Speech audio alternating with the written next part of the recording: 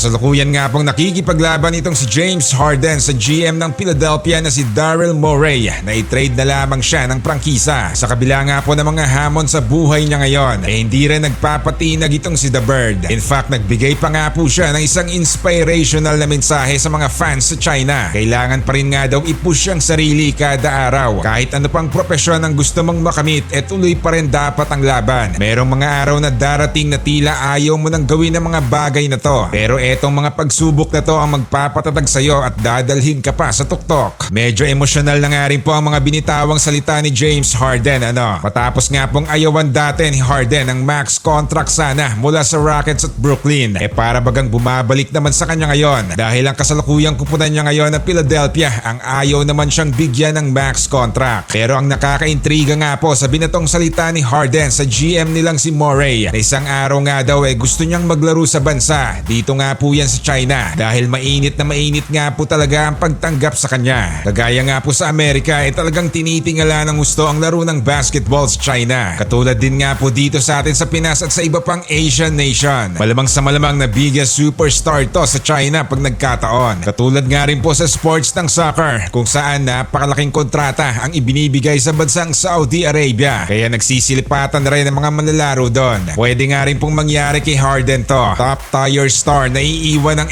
NBA para lang maglaro sa China at napakaganda rin ang pasahod. Malamang para sa ibang fans hindi sila maniniwalang babagsak si Harden sa China para maglaro dahil napakaganda na nga po ng na-achieve niya sa liga. Dapat nga po niyang subukang sungkitin pa rin ang kampyonato hanggang sa matapos ang karera niya. Pero itong mga desisyon na ginawa niya at patama sa GM pa nila mismo malamang babalik sa kanya at pwedeng dito nga po siya mahulog na maglaro na lang sa ibang bansa. Samantala isang taon na nga din po ang nakakalipas nang masilayan ng lahat ang pagkakasuntok ni Draymond Green dito kay Jordan Poole. Nasa training camp nga po sila nito noong 2022 at hanggang sa ngayon nga po tila hindi pa rin napapatawad ni Poole ang ginawa ni Green. Halos napataas nga rin po ang kilay ng lahat ng si Jordan Poole pa ang pinalayas ng Warriors instead na si Green. Wala nga pong nagawa si Poole nito kaya napadpad na siya ngayon sa kupunan ng Washington Wizards. Parang lalong mas magtatanim ng sama ng loob si Poole nito kay Green. Biruin mo ba namang ikaw na nga ang nasuntok parang siya pa ang pinanigan.